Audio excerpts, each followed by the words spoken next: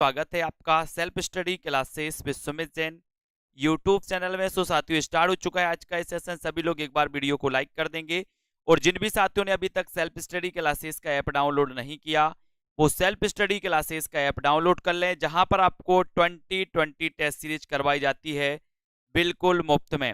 ठीक है, तो सभी साथी इसी प्रकार से जुड़े रहें और वीडियो को लाइक करते रहें। और एक क्लास रोज 9 बजे होती है दोस्तों। आज कुछ अपनी 1000 प्रश्नों की सीरीज से अपन लेकर के आए हैं दोस्तों। इस सेशन को चालू करेंगे उससे पहले मैं आपको बता दूं कि आपके लिए अगर टीजीटी पीजीटी का मॉडल पेपर दोस्तों मॉडल पेपर में एडमिशन लेना है तो आप मात्र 350 रुपए में आज ही सेल्फ स्टडी क्लासेस ऐप पर जाकर के ले सकते हैं, है ना। 3000 क्वेश्चनों की टेस्ट सीरीज मात्र 350 में। और दोस्तों एक बड़ा सरप्राइज है, जो आपका हिंदी साहित्य का अगर आप कोर्स में संपूर्ण कोर्स परचेस करना चाहते हैं, पढ़ना चाहते हैं, तो मात्र 1000 रुपए में आप एडमिशन ले सकते हैं। ठीक है, और दोस्तों अंतिम ब्रह्मास्त्र क्रश कोर्स लॉन्च किया गया, यानी कि लास्ट के अंतिम दिनों में, परीक्षा के अंतिम दिनों में क्या पढ़ें, ऐसा कोर्स लॉन्च किया गया है क्रश कोर्स, जो आप 599 में एडमिशन ले सकते हैं। इंपॉर्टेंट चीजें आपको इसमें बताई जाएंगी, पढ़ाई जाएगी, है ना। और मास्टर कैडर का दोस्तों एक मॉडल पेपर लॉन्च किया गया है। ये मॉडल पेपर में मात्र 4500 क्वेश्चन आपको करवाए जाएंगे और 4500 क्वेश्चन में मात्र 599 में एडमिशन लेकर के आप दोस्तों अपने सिलेक्शन की जो राय है उसको सुनिश्चित कर सकते हैं और सेशन को शुरुआत कर सकते हैं। 30 मॉडल पेपर मात्र दोस्तों 599 में। आज कुछ दोस्तों अपनी जो 1000 प्रश्नों की एक सीरीज है उसको अपन पढ़ेंगे, कुछ रिवीजन हो जाएगा, कुछ को नया मटेरियल मिल जाएगा। तमिल, तेलुगु, कन्नड़ और मलयालम भाषाएं किस भाषा परिवार से संबंधित हैं? जब अपन भाषा परिवार की बात करते हैं, भाषा परिवार को पढ़ते हैं दोस्तों, तो आपको पता है कि भाषा परिवार में सबसे बड़ा जो भाषा परिवार होता है वो भाषा परिवार होता है दोस्तों कौन सा? भारोपीय भाषा परिवार। वैसे ही यहां पर आपको बताना है कि तमिल, तेलुगु, कन्नड़ और मलयालम भाषाएं किस भाषा परिवार से संबंधित हैं, ये आंसर आपको बताना है। तो भारतीय आर्य भाषा परिवार, भारत यूरोपीय भाषा परिवार, द्रविड़ परिवार या फिर आधुनिक भारतीय आर्य भाषा परिवार, इनमें से आपको चयन करना है। सभी लोग वीडियो को लाइक करते जाएंगे। यहां से दोस्तों आपकी जो सेशन है वो स्टार्ट हो चुका है, आपको अपने मित्रों तक एक बार शेयर कर देना है। और यहां पर आपका बिल्कुल सही आंसर चला जाएगा द्रविड़ परिवार, यानी कि आपका जो सी नंबर है वो बिल्कुल सही हो जाएगा। सी नंबर जिन्होंने बताया उनका आंसर सही हो जाएगा, सी नंबर। Very good. जिनका ऐप डाउनलोड नहीं हो रहा, एक बार मोबाइल को ऑफ करिए, मोबाइल को फिर चालू करिए, फिर उसके बाद ऐप को डाउनलोड करिए। ठीक है, भाषा का मूल रूप कौन सा होता है दोस्तों? मूल रूप आपको बताना है। मूल रूप भाषा का क्या होता है? लिखित रूप, मौखिक रूप, मानक रूप या फिर साहित्यक रूप? तो बताएं भाषा का मूल रूप कौन सा होता है? फटाफट से आंसर बताना है, सभी लोगों को शेयर कर देना है। और साथ ही जितने भी साथी दोस्तों कोर्स में एडमिशन लेना चाहते हैं, सेल्फ स्टडी क्लासेस ऐप से जुड़ना चाहते हैं, तो आज ही आपको ऐप को डाउनलोड करना है। और भाषा का मूल रूप कौन सा है, ऐसा आपका क्वेश्चन है। आंसर आपका क्या हो जाएगा? राइट आंसर है दोस्तों आपका विकल्प नंबर बी, यानी कि मौखिक रूप। बी नंबर जिन्होंने बताया उनका आंसर बिल्कुल सही हो जाता है। खड़ी बोली हिंदी का साहित्यिक रूप किस शताब्दी में विकसित हुआ? खड़ी बोली हिंदी का साहित्यिक रूप आपको बताना है। खड़ी बोली आपको पता है दोस्तों, ये पश्चिमी हिंदी की दोस्तों बोली मानी जाती है ना। आपको पता है, अपन ने पश्चिमी हिंदी की बोलियां पढ़ी हैं, कानों के खड़ी बुंदेली ब्रजभान हरि के पास। और यहां पर आपका राइट आंसर क्या हो जाता है प्रश्न क्रमांक 4 में?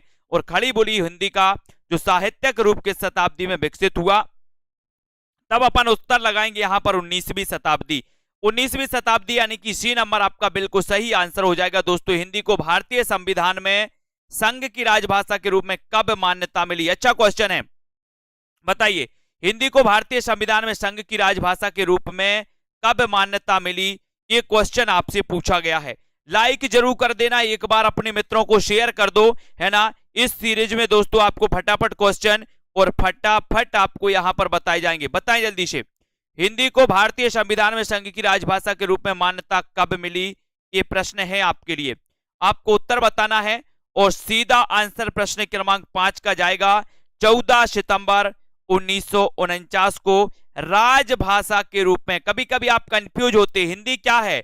हिंदी राजभाषा के रूप में दोस्तों पदस्थ है।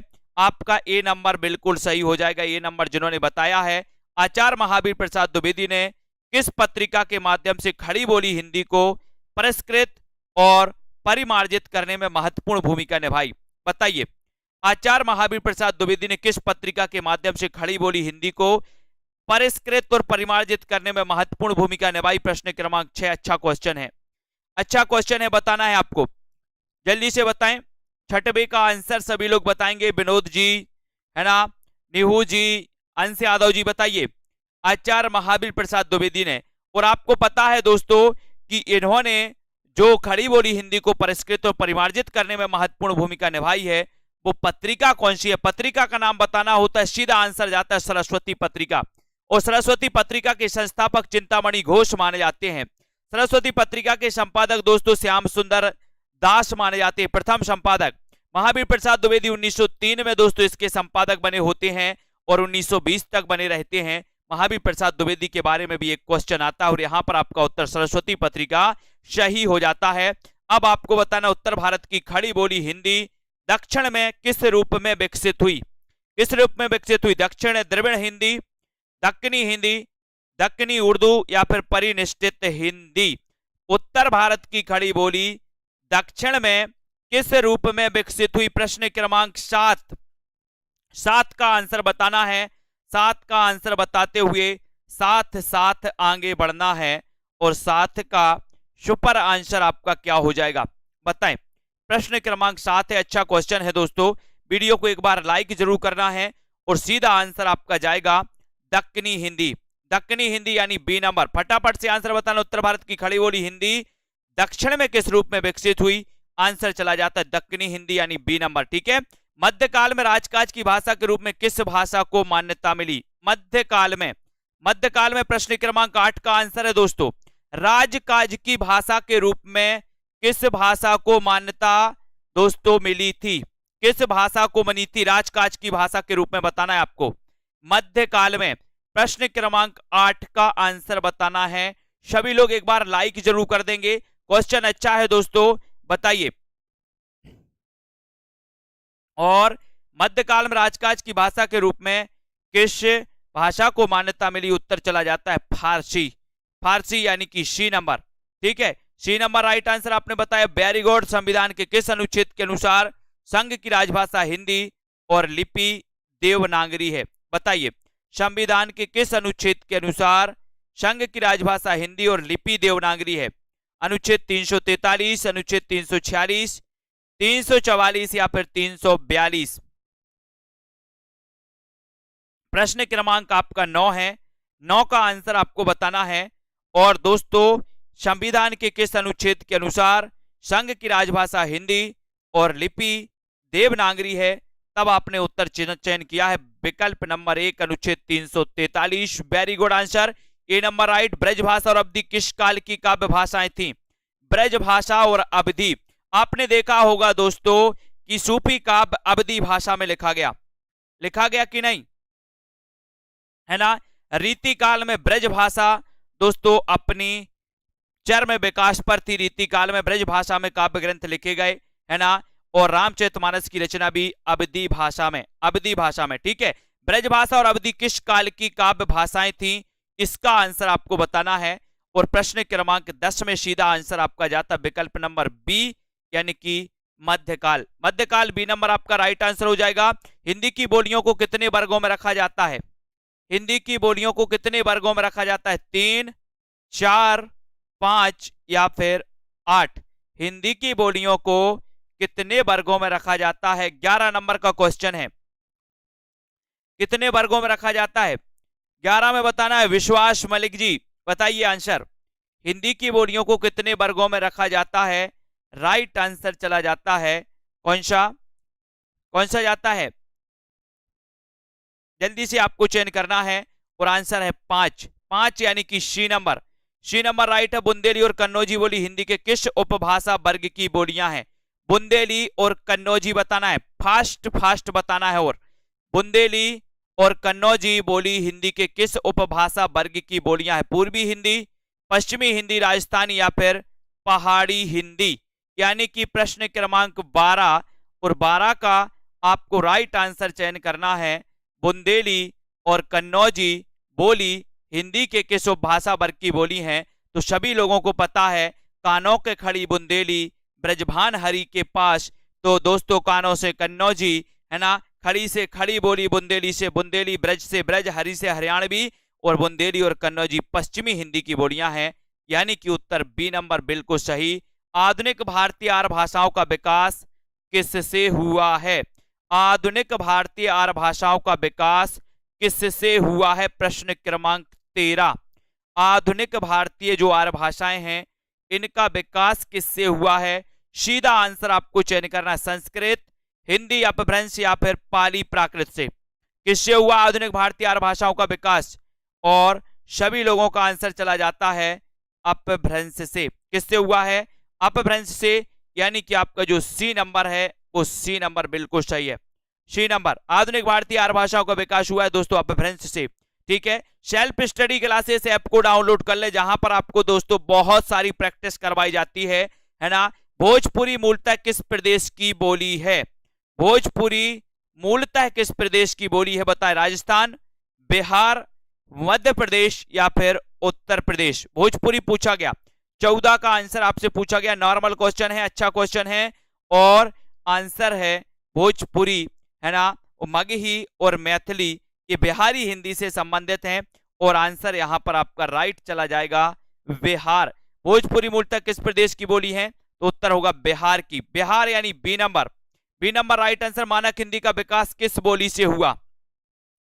मानक हिंदी का विकास किस बोली से हुआ? खड़ी बोली हिंदी से, ब्रजभाषा अवधी या फिर बांगरू से? मानक हिंदी का विकास किस बोली से हुआ? इसका आंसर आपको चयन करना है। प्रश्न क्रमांक आपका 15 है। 15 का आंसर मानक हिंदी का विकास, मानक हिंदी का विकास बताना है दोस्तों, है ना। मानक हिंदी यानी कि साहित्यिक पुस्तकों की भाषा, है ना, और मानक हिंदी का विकास हुआ है तो वो किस बोली से हुआ है, ये आंसर आपको बताना है। प्रतिमा जी बताइए। ओमदेव जी, आंसर चला जाता है आपका खड़ी बोली हिंदी, यानी 1 नंबर आपका बिल्कुल सही है। ए नंबर आपका सही हो जाएगा। भाषा के संदर्भ में अशुद्ध तत्व कौन सा है? भाषा के संदर्भ में अशुद्ध तत्व कौन सा है? भाषा अर्जित संपत्ति है, भाषा सामाजिक वस्तु नहीं है, भाषा परिवर्तनशील है, भाषा अनुकरण द्वारा अर्जित की जाती है। तो भाषा के संदर्भ में अशुद्ध तत्व कौन सा है? अशुद्ध तत्व बताना है आपका कौन सा है? भाषा अर्जित संपत्ति है या प्रश्न क्रमांक आपका 16 है। 16 का आंसर बताना है। भाषा के संदर्भ में अशुद्ध तत्व कौन सा है? और भाषा अर्जित संपत्ति ये तो सभी को पता है ना। भाषा परिवर्तनशील होती है ये भी आपको पता है। भाषा अनुकरण द्वारा अर्जित की जाती है ये भी पता है। लेकिन भाषा सामाजिक वस्तु है, ये आपका क्या है दोस्तों? अशुद्ध तथ्य है ना। यानी कि बी नंबर आपका यहां पर राइट आंसर हो जाएगा। लिपि के विकास क्रम में पहली लिपि कौन सी है? लिपि के विकास क्रम में पहली लिपि आपको बताना है। भाव मूलक लिपि, सूत्र लिपि, चित्र लिपि या फिर प्रतीकात्मक लिपि? यानी कि प्रश्न क्रमांक 17 का आंसर बताना है। और लिपि के विकास क्रम में पहली जो लिपि मानी जाती है दोस्तों, वो लिपि कौन सी है? वो लिपि है चित्रलिपि। कौन सी है? चित्रलिपि। यानी कि 17 का आंसर आपने सही लगाया है। कौन सा? सी नंबर, है ना। लिपि के विकास क्रम में पहली लिपि है दोस्तों चित्रलिपि। चित्रलिपि यानी सी नंबर। ठीक है, सी नंबर राइट आंसर। मैथिल कोकिल किसे कहा जाता है? अच्छा क्वेश्चन है। प्रश्न क्रमांक 18 में क्वेश्चन आपके एग्जाम में भी मिलेगा। मैथिल कोकिल किसे कहा जाता है? विद्यापति बिहारी, है ना, कलेक्टर से केसरी या फिर घनानंद को? मैथिल कोकिल किसे आपने सुना है? मिठा मिठा बोल थारो काय बिगड़े, सुना है ना। तो यहां पर आपका राइट आंसर हो जाएगा विद्यापति। मैथिल कोकिल यानी कि आपका जो 1 नंबर है वो आंसर विद्यापति बिल्कुल सही हो जाएगा। कृष्ण काव्य की अपार संपदा किस भाषा में है दोस्तों? अपार संपदा बताना है। प्रश्न क्रमांक 19, अपार संपदा किस भाषा में है? कृष्ण काव्य की बताना है। और कृष्ण काव्य को अपन ने पढ़ा है दोस्तों, और कृष्ण काव्य के जो प्रतिनिधि कवि माने जाते हैं वो माने जाते हैं कौन? सूरदास, है ना। और दोस्तों जो कृष्ण काव्य की अपार संपदा है ये आपका होगा ब्रजभाषा। ब्रजभाषा यानी कि आपका जो 1 नंबर है वो 1 नंबर बिल्कुल सही है। ए नंबर सही है। ब्रजभाषा खड़ी बोली, हरियाणवी, बुंदेली और कन्नौजी ये बोलियां हिंदी की बोलियों के किस वर्ग की हैं दोस्तों? ये किस वर्ग की हैं? पूर्वी हिंदी, पश्चिमी हिंदी, राजस्थानी। सभी को पता है, फटाफट से आंसर लगाएंगे तो अच्छा लगेगा। सभी लोग बताएं आंसर क्या हो जाएगा। पूर्वी हिंदी, पश्चिमी हिंदी, राजस्थानी या फिर पहाड़ी। और सीधा आंसर जाएगा कि ब्रजभाषा, खड़ी बोली, हरियाणवी, बुंदेली और कन्नौजी जो बोलियां हैं ये दोस्तों पश्चिमी हिंदी से संबंधित हैं। यानी कि आपका जो बी नंबर है वो बी नंबर बिल्कुल सही, पश्चिमी हिंदी है ना। मुगल काल में हिंदी भाषा पर प्रभाव डालने वाली जो भाषा है वो कौन सी है। मुगल काल में हिंदी भाषा पर प्रभाव डालने वाली भाषा कौन सी मानी जाती है दोस्तों। फारसी, अंग्रेजी, चीनी या फिर जापानी। यानी कि 21 का आंसर हिंदी भाषा पर प्रभाव डालने वाली भाषा कौन सी है, ये क्वेश्चन आपसे पूछा गया। और आपका सीधा आंसर यहां पर जा रहा है, क्या जा रहा है। वीडियो को लाइक जरूर करें, सेल्फ स्टडी क्लासेस ऐप को डाउनलोड कर लें दोस्तों, है ना। इस एग्जाम के लिए, टीजीटी एग्जाम के लिए, पीजीटी, सुपर टेट एग्जाम के लिए, एलटी ग्रेड और दोस्तों पंजाब मास्टर कैडर, जितने हमारे साथी हैं आगे आने वाले एग्जामों के लिए बम्पर ट्रिक के साथ आपको पढ़ाया जाएगा। हिंदी भाषा पर प्रभाव डालने वाली भाषा कौन सी है, तो उत्तर चला जाएगा ए नंबर यानी कि फारसी। फारसी आपका राइट है। इन लिपियों में से कौन सी लिपि पहले उर्दू लिपि की भांति दाएं से बाएं लिखी जाती थी। पहले उर्दू लिपि की भांति दाएं से बाएं, यानी कि दोस्तों दाएं से बाएं, दाएं से बाएं, इस साइड को लिखी जाती थी, ऐसे ऐसे ऐसे चलती थी, ऐसे। ठीक है, तो बताइए कौन सी लिपि है। प्रश्न क्रमांक 22 में बताना है और 22 का आंसर आपका सही हो। ये क्वेश्चन कई बार आया है कि कौन सी लिपि दाएं से बाएं लिखी जाती थी, और सीधा आंसर आपका है खरोष्टी लिपि, यानी कि आपका right answer B number. B number जिन्होंने बताया उनका आंसर बिल्कुल सही है। नेक्स्ट, देवनागरी लिपि में हिंदी के अतिरिक्त और कौन सी भाषा लिखी जाती है देवनागरी लिपि में, है ना। बहुत अच्छा क्वेश्चन है दोस्तों, ये क्वेश्चन आपके एग्जाम में आ सकता है। प्रश्न क्रमांक 23 है, देवनागरी लिपि में हिंदी के अतिरिक्त कौन सी भाषा लिखी जाती है। 23 का आंसर बताना है आपको। तमिल, बंगला, पंजाबी या फिर मराठी, कौन सी भाषा लिखी जाती है हिंदी के अतिरिक्त देवनागरी लिपि में। लाइक जरूर कर दें, एक बार वीडियो को शेयर कर दें। और देवनागरी लिपि में जो लिखी जाती है दोस्तों वो लिखी जाती है कौन सी, मराठी।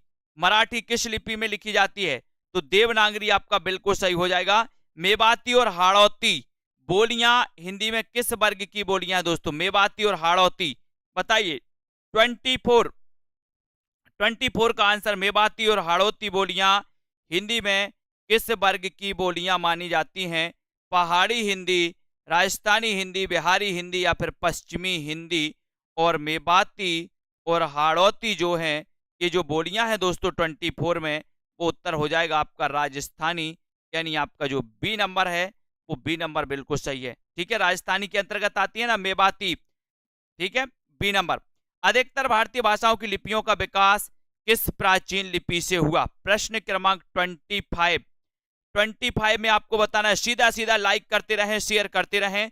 अधिकतर भारतीय भाषाओं की लिपियों का विकास किन प्राचीन लिपियों से माना जाता है, ये 25 का आंसर है। 25 में ब्राह्मी लिपि, खरोष्टी, कुटिल या फिर सारदा लिपि, ये 25 में आपको चयन करना है। अधिकतर भारतीय भाषाओं की लिपियों का विकास किस प्राचीन लिपि से हुआ, आंसर है ब्राह्मी लिपि। सबसे प्राचीन लिपि मानी जाती है ब्राह्मी लिपि, ये नंबर आपका राइट है। उत्तर प्रदेश, हिंदी इनमें से हिंदी तर भाषी राज्य कौन सा है, यानी कि जहां पर हिंदी नहीं बोली जाती, हिंदी तर, यानी कि 26 में दोस्तों उत्तर प्रदेश में हिंदी, मध्य प्रदेश में हिंदी, बिहार में हिंदी, है ना। तो यहां पर जब हिंदी बोली जाती है तो महाराष्ट्र में मराठी बोली जाती है। और मराठी की जो लिखी जाती है दोस्तों जो लिपि है वो भी कौन सी है, देवनागरी लिपि है। मराठी की लिपि कौन सी है, देवनागरी, है ना। तो याद रख लेना, यहां पर उत्तर आपका डी नंबर बिल्कुल सही है, डी नंबर। संविधान के अनुच्छेद 343(2) के अनुसार संघ सरकार के कार्यों में अंग्रेजी का प्रयोग जारी रखने की व्यवस्था कब तक के लिए की गई थी, है ना। बताएं। प्रश्न क्रमांक 27 का आंसर आपको बताना है। 27 का आंसर सभी लोगों को चयन करना है। तो यहां पर आपका राइट आंसर क्या हो जाएगा, कब तक की गई थी दोस्तों। सबसे पहले संविधान का अंग्रेजी का प्रयोग जारी रखने की व्यवस्था सबसे पहले कब तक की गई थी, कब तक की गई थी। 4 विकल्प हैं, ये आपको चयन करना है। एक बार लाइक जरूर करेंगे सभी लोग, प्रमिला जी, मुकेश जी, आरती जी, लाइक करते रहें।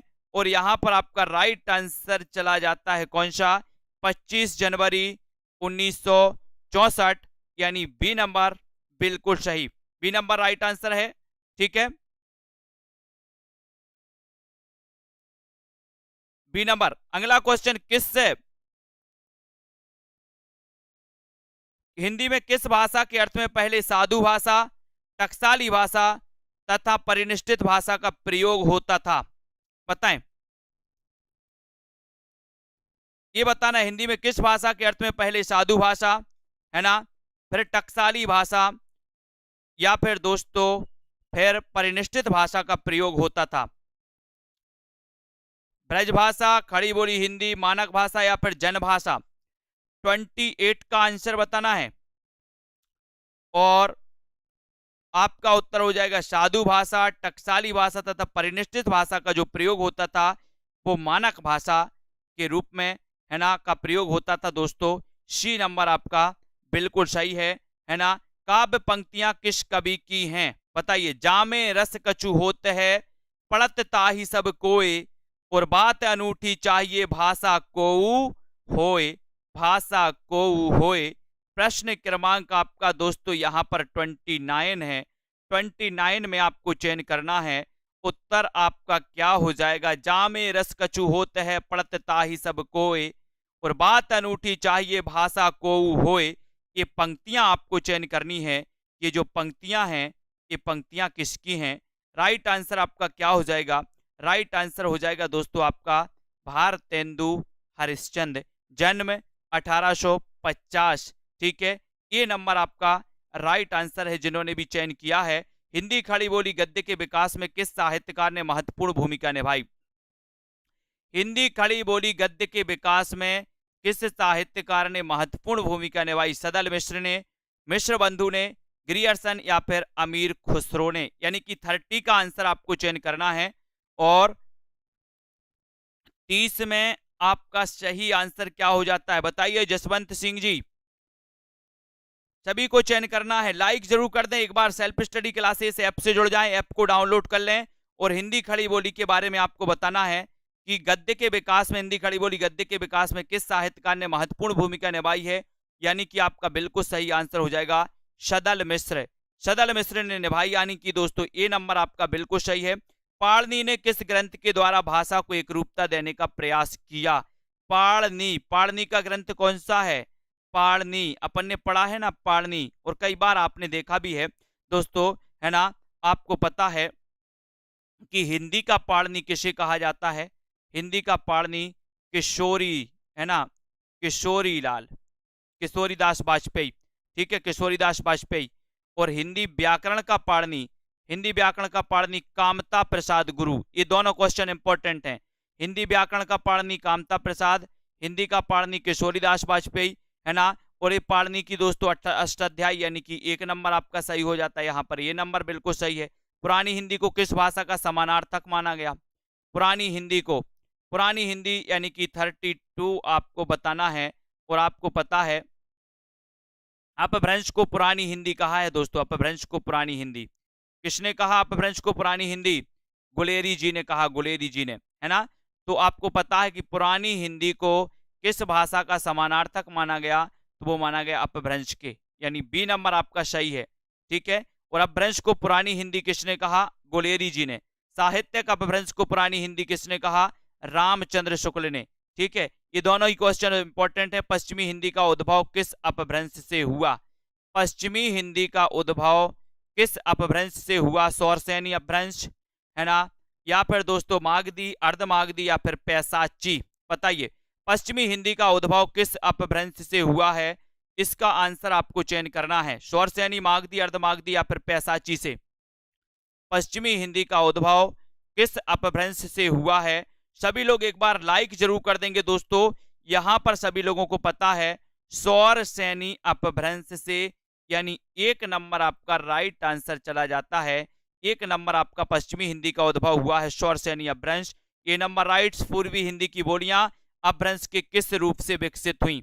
पूर्वी हिंदी पढ़ते हैं ना दोस्तों अपन, आ बा छत्तीसगढ़ी, छत्तीसगढ़ी, या अपन पढ़ते हैं ए बी और सी, अवधी, बघेली, छत्तीसगढ़ी, एबीसी, एबीसी है ना, ये एबीसी पूर्वी हिंदी के अंतर्गत आती हैं। अब पूर्वी हिंदी की बोलियां भ्रंश के किस रूप से विकसित हुई, ये भी अपन को बताना है। 34 का आंसर आपको चयन करना है और 34 का आपका उत्तर हो जाएगा अर्धमागधी, अर्धमागधी है ना, ये आपका बी नंबर सही है, एबीसी आपका राइट आंसर, वेरी गुड। भाषा विज्ञान के किस खंड में पद से वाक्य बनाने की प्रक्रिया का वर्णनात्मक, तुलनात्मक तथा ऐतिहासिक दृष्टि से अध्ययन होता है? तो किसमें होता है भैया? 35 का आंसर आपको चयन करना है। 35 का सभी लोग आंसर बताएंगे और 35 में भाषा विज्ञान के किस खंड में पद से वाक्य बनाने की प्रक्रिया का वर्णनात्मक, तुलनात्मक तथा ऐतिहासिक दृष्टि से अध्ययन होता है, ये आपका क्वेश्चन है। यहां पर इसका आंसर आपको चयन करना है 35 में, और 35 में आपका उत्तर चला जाता है वाक्य विज्ञान। आपने दोस्तों भाषा विज्ञान पढ़ा होगा। भाषा विज्ञान को अपन ने दोस्तों क्या ध्वनि विज्ञान, स्वनिम है ना, पद विज्ञान या शब्द विज्ञान, वाक्य विज्ञान, अर्थ विज्ञान, ये आपने पढ़े होंगे। ठीक है, ये आपने पढ़े होंगे। अर्थ विज्ञान के अंतर्गत दोस्तों आपने शब्द शक्तियां भी पढ़ी होंगी, है ना। तो यहां पर आपका सी नंबर बिल्कुल सही है। पाली प्राकृत भाषाएं किससे विकसित हुई? पाली और प्राकृत भाषाएं ये किससे विकसित हुई दोस्तों?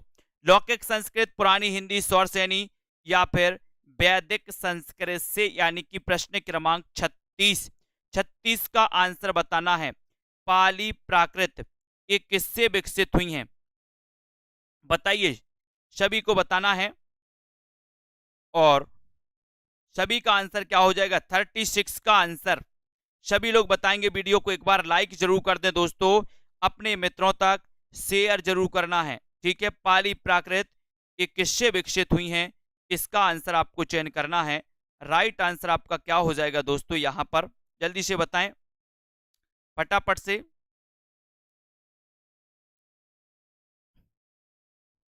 और सभी लोगों ने वीडियो को अगर लाइक नहीं किया है तो वीडियो को लाइक जरूर करें। यहां पर आपका उत्तर चला जाएगा लौकिक संस्कृत, यानी कि 1 नंबर आपका बिल्कुल सही हो जाएगा। ये जिन्होंने बताया है उनका आंसर राइट है। भाषा के संदर्भ में महात्मा गांधी ने किसका समर्थन किया? भाषा के संदर्भ में बताना है महात्मा गांधी ने किसका समर्थन किया, ये आंसर बताएं। सभी लोग लाइक करते जाएं, वीडियो को शेयर करना है अपने मित्रों तक। इसी प्रकार से आपको बने रहना है दोस्तों, लाइक शेयर करते रहें। भाषा के संदर्भ में महात्मा गांधी ने किसका समर्थन किया? हिंदी, हिंदुस्तानी, हिंदुई या फिर उर्दू, किसका समर्थन किया? भाषा के संदर्भ में आपको बताना है। भाषा के संदर्भ में सभी लोग बताएंगे।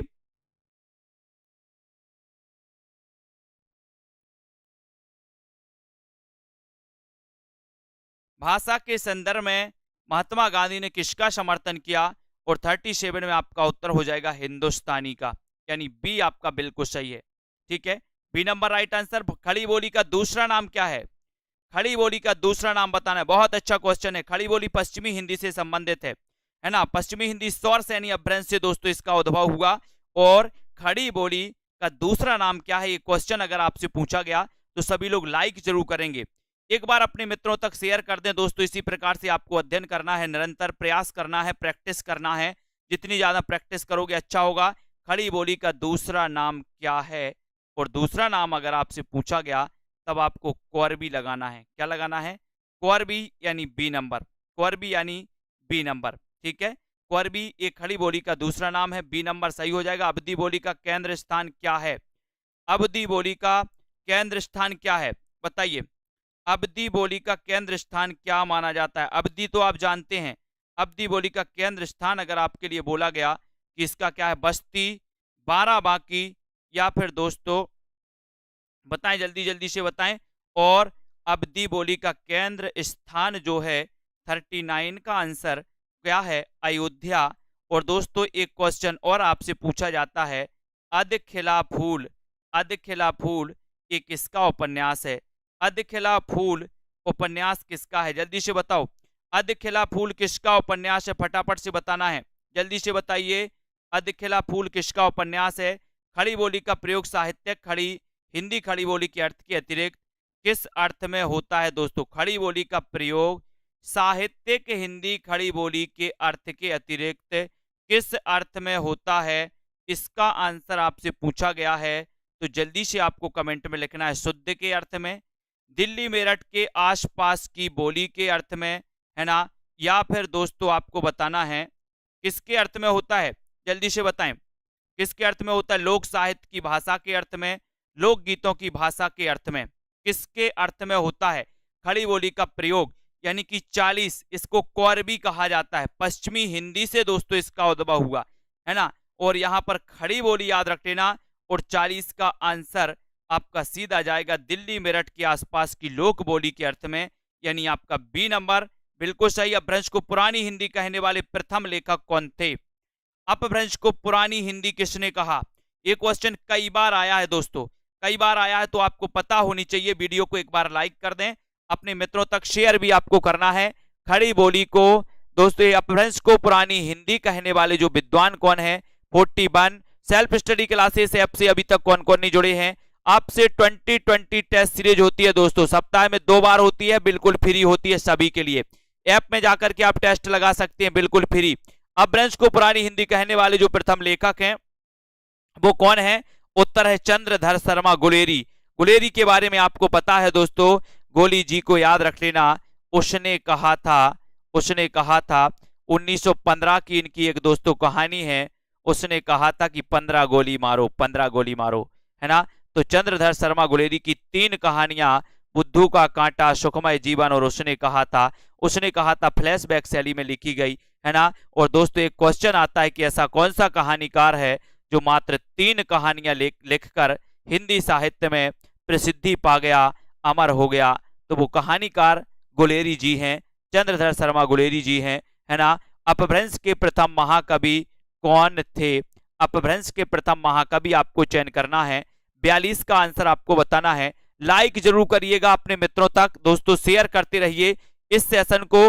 और यहां पर आपको क्या करना है, सेल्फ स्टडी क्लासेस ऐप से जुड़ जाना है, जहां पर आपके लिए बहुत बम्पर कोर्स लॉन्च किए गए हैं।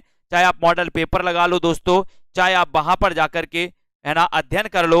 अपभ्रंश के प्रथम महाकवि, और महाकवि कौन है, स्वयंभू। और इनका महाकाव्य आपको दोस्तों पता है कौन सा है, पयोमचर्यु। कौन सा है, पयोमचर्यु है दोस्तों, जिसे जैनी रामायण कहा जाता है। पयोमचर्यु ये राम काव्य पर आधारित दोस्तों महाकाव्य है। और ये महाकाव्य किसका है, स्वयंभू को। ये पयोमचर्यु आपसे पूछा जाएगा, पयोमचर्यु के रचनाकार कौन है, उत्तर होगा स्वयंभू, है ना। राजभाषा अधिनियम कब पारित किया गया। राजभाषा अधिनियम कब पारित किया गया, 1963 में, 1961, 1964 या फिर 1962 में। राजभाषा अधिनियम कब पारित किया गया, प्रश्न क्रमांक 43 में आपको चयन करना है। वीडियो को लाइक जरूर करना है। और एक अच्छा क्वेश्चन आपसे पूछा गया है, और सीधा आंसर राजभाषा अधिनियम कब पारित किया गया, उत्तर चला जाएगा 1963। 1963 यानी कि ये नंबर आपका यहां पर बिल्कुल सही है। 1963 में दोस्तों ये राजभाषा अधिनियम पारित किया गया। एक नंबर आपका बिल्कुल सही हो जाएगा। राजभाषा अधिनियम में संशोधन कब हुआ, संशोधन आपको बताना है। 44 का आंसर, 44 में बहुत अच्छा क्वेश्चन है। राजभाषा अधिनियम पारित किया गया 1963 में, है ना। अब इसमें संशोधन कब हुआ ये भी आपको पता होनी चाहिए, क्वेश्चन भी बहुत इंपॉर्टेंट है। और इसमें संशोधन हुआ दोस्तों कब, 1967 में, यानी बी नंबर यहां पर फिर आपका बी नंबर सही हो जाता है। ठीक है, लाइक कर दें एक बार और सब्सक्राइब कर लें दोस्तों। सन 1955 में राष्ट्रपति ने जिस राजभाषा आयोग की नियुक्ति की उसमें कितने सदस्य थे। क्वेश्चन थोड़ा सा कठिन, लेकिन 1955 का आपको पता है। राजभाषा आयोग की नियुक्ति हुई थी कब, 1955 में, है ना। लेकिन आपको पता है कि इसमें कितने सदस्य हैं ये आपको बताना। 45 का आंसर आपको चयन करना है। उत्तर क्या है ना। राजभाषा आयोग का जो गठन हुआ था 1955 में, इसमें कितने सदस्य थे ये आपसे पूछा गया। बहुत अच्छा क्वेश्चन है। और सीधा आंसर आपने बता दिया कि सर इसमें 21 सदस्य थे। कितने सदस्य थे, 21 सदस्य थे। सी नंबर बिल्कुल सही, सी नंबर जिन्होंने बताया। हिंदी हिंदुस्तानी किस भाषा संबंधी विवाद में किसके नेतृत्व में हिंदी की विजय हुई, हिंदी की विजय किसके नेतृत्व में हुई, प्रश्न क्रमांक 46। बहुत अच्छा क्वेश्चन है। हिंदी हिंदुस्तानी के भाषा संबंधी विवाद में किसके नेतृत्व में हिंदी की विजय हुई थी? प्रश्न क्रमांक 46 का आंसर चयन करना है। एक बार शेयर कर दो अपने मित्रों तक, और दोस्तों इस सेशन से जुड़े रहो, वीडियो को लाइक करो, सेल्फ स्टडी क्लासेस ऐप को डाउनलोड कर लो, है ना। और यहां पर उत्तर हो गया आपका पुरुषोत्तम दास टंडन। हिंदी और हिंदुस्तानी का विवाद था। कुछ विद्वान हिंदुस्तानी को दोस्तों राजभाषा बनाना चाहते थे, कुछ हिंदी को। ये हिंदी और हिंदुस्तानी का विवाद था, जिसमें पुरुषोत्तम दास टंडन नेतृत्व कर रहे थे। महात्मा गांधी ने हिंदुस्तानी का समर्थन किया था, है ना, और पुरुषोत्तम दास टंडन दोस्तों हिंदी का समर्थन कर रहे थे। तो इन्हीं के नेतृत्व में दोस्तों हिंदी की विजय हुई थी, यानी सी नंबर आपका बिल्कुल सही है। यहां पर दोस्तों पंडित किशोरीदास वाजपेयी ने 19वीं शताब्दी के पूर्वार्ध को किस युग के नाम से अभिहित किया? यानी कि 47 का आंसर बताना है। 47 का आंसर क्या हो जाएगा, सभी लोग बताएं। 19वीं शताब्दी के पूर्वार्ध को किस युग के नाम से इन्होंने अभिहित किया? पंडित किशोरीदास वाजपेयी। ये हिंदी के पाणिनि कहे जाते हैं। हिंदी के पाणिनि कौन? किशोरीदास वाजपेयी। इन्होंने 19वीं शताब्दी के पूर्वार्ध को किस युग के नाम से अभिहित किया? ये क्वेश्चन अगर आपसे पूछा गया 47 का, तो आप क्या बताएंगे? क्या बताएंगे? इन्होंने दोस्तों लाल युग, कौन सा युग? लाल युग के नाम से इन्होंने अभिहित किया। यानी कि आपका जो बी नंबर है, बी नंबर आपका सही है। ठीक है, very good, B number. Next है, किस शताब्दी को हिंदी का प्रचार युग कहा जाता है? दोस्तों हिंदी का प्रचार युग आपको बताना है। प्रचार युग बताइए, किस शताब्दी को हिंदी का प्रचार युग कहा जाता है? 20वीं शताब्दी को, 18वीं, 19वीं या फिर 17वीं शताब्दी को? यानी कि 48 का आंसर। 48 में किस शताब्दी को हिंदी का प्रचार युग कहा गया? लाइक जरूर कर दें सभी लोग। सेल्फ स्टडी क्लासेस ऐप को डाउनलोड कर लें दोस्तों, सेल्फ स्टडी क्लासेस ऐप, है ना। और किस शताब्दी को हिंदी का प्रचार युग कहा गया? यानी कि 48 में। और आपका राइट आंसर है 19वीं शताब्दी को हिंदी का प्रचार युग था, 19वीं शताब्दी। C number right. मैं ना, मंडयाली का संबंध किससे है दोस्तों? मंडयाली का संबंध किससे है? राजस्थानी हिंदी, पहाड़ी, बिहारी या फिर पश्चिमी हिंदी से? मंडयाली का संबंध किससे है? प्रश्न क्रमांक 49। और 49 का आपका सीधा आंसर कहां जाएगा? मंडयाली का संबंध किससे माना जाता है? ये प्रश्न आपसे पूछा गया। और ऐसे कितने साथी हैं जिन्होंने दोस्तों मॉडल पेपर में एडमिशन लिया? टीजीटी पीजीटी के कितने साथी हैं जिन्होंने अभी तक एडमिशन नहीं लिया? पंजाब मास्टर कैडर वाले जल्दी सावधान हो जाएं। और मास्टर कैडर का दोस्तों मॉडल पेपर लॉन्च हो गया है। यानी कि आपको याद रखना, ये पहाड़ी यानी बी नंबर, पहाड़ी आपका राइट। ठीक है, पूर्वी हिंदी के अंतर्गत कौन सी बोली आती है? पूर्वी हिंदी के अंतर्गत कौन सी बोली आती है? पूर्वी हिंदी अपन पढ़ते दोस्तों, अर्धमागधी से इसका विकास होता है। और पूर्वी हिंदी के अंतर्गत 3 बोलियां आती हैं, जिनको अपन ने याद किया था एबीसी करके। एबीसी किया था पूर्वी, है ना। बोले पूर्वी को एबीसी नहीं बनता, है ना, एबीसी नहीं बनता पूर्वी से। पूर्वी कोई लड़की है उससे एबीसी नहीं बनता, है ना, वो डायरेक्ट डी से पढ़ती है। तो पूर्वी से एबीसी नहीं बनता, तो पूर्वी से ए यानी Awadhi, B for Bagheli, C for Chhattisgarhi. तो A for Awadhi, B for Bagheli, C for Chhattisgarhi, ये पूर्वी हिंदी की है। और दोस्तों यहां पर आपका डी नंबर बिल्कुल सही हो जाएगा। ठीक है, वीडियो को लाइक करें, शेयर कर दें अपने मित्रों तक। इसी प्रकार से आपको अध्ययन में लगे रहना है। और ये अंतिम क्रैश कोर्स पीजीटी टीजीटी का लॉन्च किया गया, यानी कि लास्ट के दिनों में आपको क्या पढ़ना चाहिए, ऐसा कोर्स बनाया गया है मात्र 599 में। लास्ट के 15 दिनों में पीजीटी में आप बहुत अच्छा अध्ययन कर सकते हैं, पीजीटी में बहुत अच्छा नंबर ला सकते हैं दोस्तों। ठीक है, तो जिन भी साथियों को इस क्रैश कोर्स में एडमिशन लेना है, अंतिम ब्रह्मास्त्र में कोर्स में एडमिशन लेना है, जूनियर सुपर टेट वाले भी दोस्तों, जूनियर सुपर टेट वाले भी एडमिशन ले सकते हैं और अध्ययन कर सकते हैं बहुत अच्छे से। 1000 वाले कोर्स में अभी आपके पेपर में थोड़ा सा टाइम है, तो आपको मौका है पढ़ने का, अच्छा मौका है। यहां नहीं तो वहां, और वहां नहीं तो अपन ने पढ़ा था ना कि मेरे सीने में ना सही तेरे सीने में, और तेरे सीने में ना सही किसी और के सीने में, हो कहीं भी आग लेकिन आग जलनी चाहिए। मौका अच्छा है बोला, है ना। जूनियर टेट वालों के लिए मौका बहुत बढ़िया है दोस्तों, आप बहुत अच्छा अध्ययन कर सकते हैं। सेल्फ स्टडी क्लासेस ऐप से जुड़ जाएं, वीडियो को लाइक शेयर करते रहें। 9:45 पर एक क्लास है, उसको भी आप लोग देख लें, है ना। नोमेश जी, संध्या जी, 10 बजे एग्जाम पार में क्लास होती है, उसको भी देखें। सेल्फ स्टडी क्लासेस ऐप को जुड़ जाएं, है ना, जहां पर आपके लिए 2020 टेस्ट सीरीज करवाई जाती है। और दोस्तों अनीता राजपूत जी, दारसू, लवली जी, जयदीप जी, रोली, नितेंद्र जी, संतोष दारसू, सभी साथियों को धन्यवाद। इसी प्रकार से आप लोग पढ़ें, अध्ययन करें, शेयर करते रहें और अपनी सफलता को सुनिश्चित करना है। सोनू जी, बीनू जी, नीरू, संध्या जी, लालदास जी, बिल्कुल, जब तक तोड़ेंगे नहीं तब तक छोड़ेंगे नहीं। लालदास जी वेरी गुड, बहुत बढ़िया, धन्यवाद सभी साथियों को, है ना। किरण जी, रंजना जी, लालदास जी, नीरज कुमार जी, अनिरुद्ध जी, ज्ञानेश जी, राकेश जी, मनीषा गिल जी, गीतिका जी, सभी साथियों को धन्यवाद। पढ़ते रहें, अध्ययन करते रहें, 10 वाली क्लास में भी दोस्तों पढ़ें, ठीक है, बिल्कुल सही। तनु जी, तन्वी जी, बीनू, कंचन जी, सभी साथियों को धन्यवाद।